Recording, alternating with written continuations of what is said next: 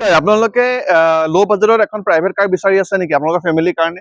কাৰণ প্ৰাইভেট কাৰ যদি বিচাৰিছে ল' বাজেটত, তেতিয়াহ'লে আপোনালোকৰ এখন ধুনীয়া গাড়ী এখন লৈছো, ইয়ন এৰা। গাড়ীখন চাই লওক, ইয়ন এৰা প্লাছ চিল্কি চিলভাৰ কালাৰ, বঢ়িয়া কণ্ডিশ্যনত আছে গাড়ী, বঢ়িয়া কণ্ডিশ্যনত এখন গাড়ী লৈ আহিছো, silky silver. Front to back মানে বাম্পাৰ টু বাম্পাৰ অৰিজিনেল পেডত আছে, কোনো স্ক্ৰেচ নাই, ডেণ্ট নাই।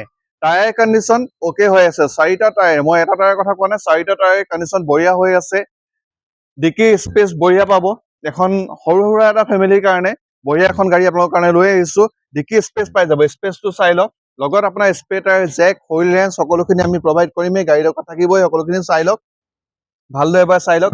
গাড়ীৰ কণ্ডিশ্যন বঢ়িয়া হৈ আছে, ন' ডাউট আপোনালোকে এখন ভাল এখন গাড়ী আপোনালোকৰ কাৰণে লৈ আহিছো।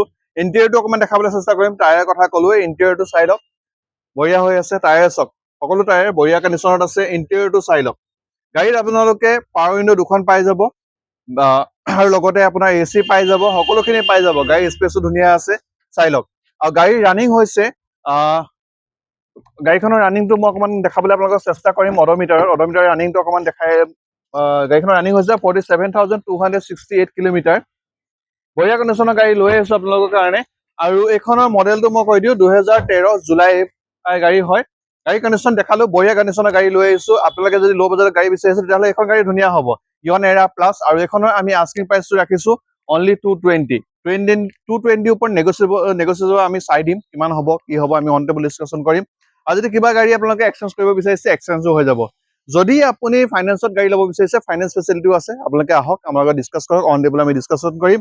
আৰু এখন ভাল গাড়ী আপোনালোকৰ কাৰণে, যদি বিহু বতৰত যদি এখন ভাল গাড়ী ল'ব বিচাৰিছে ল' বাজেটত, তেতিয়াহ'লে এখন গাড়ী আপোনালোকে ল'ব পাৰে, চাব পাৰে। ফিজিকেলি চাবৰ কাৰণে আপুনি আহিব লাগিব, ৰিচাকা প্লেচ, যোৰহাট, মাললী, ঢেকৰগড়া ৰোড।